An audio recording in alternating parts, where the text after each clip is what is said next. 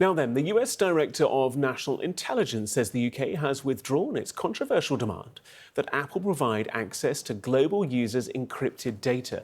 Tulsi Gabbard told X and posted on X that Britain had agreed to drop its request for a backdoor to the tech giant's systems, which she warned would have exposed American citizens' data and undermined civil liberties. Let's get through all of this with our tech reporter, Mickey Carroll. So, Mickey, for those who aren't up to speed, just kind of give us the background to this case and what's the new development?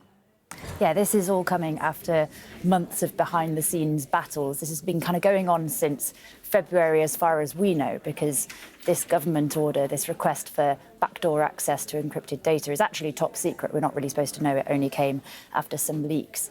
So back in February, there started to be reports that this order had been issued, and Apple could neither confirm nor deny. But later in the month, they withdrew their advanced data protection feature for UK users. Now, that was a feature that offered end-to-end encryption for UK Apple users, storing things on the cloud, so things like pictures, documents, anything that you might have on your Apple devices. And it said it withdrew that feature because it no longer believed it could offer that advanced protection and referenced threats to customer privacy. So that's the closest we got to knowing whether this order was ever actually issued. Now, when that happened, the US government got involved. Tulsi Gabbard at the time said she was gravely concerned for US citizens' data protection and privacy and civil liberties, because if the UK government could access that data around UK citizens, what was to stop them accessing it around US citizens? But the other big worry with all of this was that if the government and security services could somehow get access to encrypted data,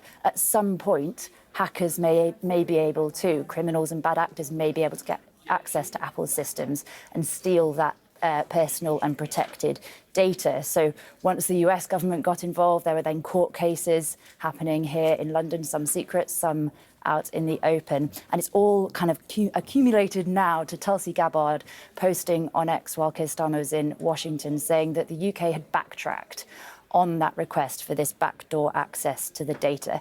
Now, at the moment, it's only Tulsi Gabbard that we have saying this. Apple aren't responding to requests for comment, and the UK government says it can't comment on operational matters. They did tell us, however, that they have long-standing agreements around security and intelligence with the US that protect both UK and US citizens from data and privacy infringements by each other's governments. But I think probably the next step, and maybe the biggest confirmation that we'll get that this has actually been withdrawn, is whether Apple turns back on its advanced data protection for UK users. That would suggest that they then have confidence once again that they can actually offer that protection.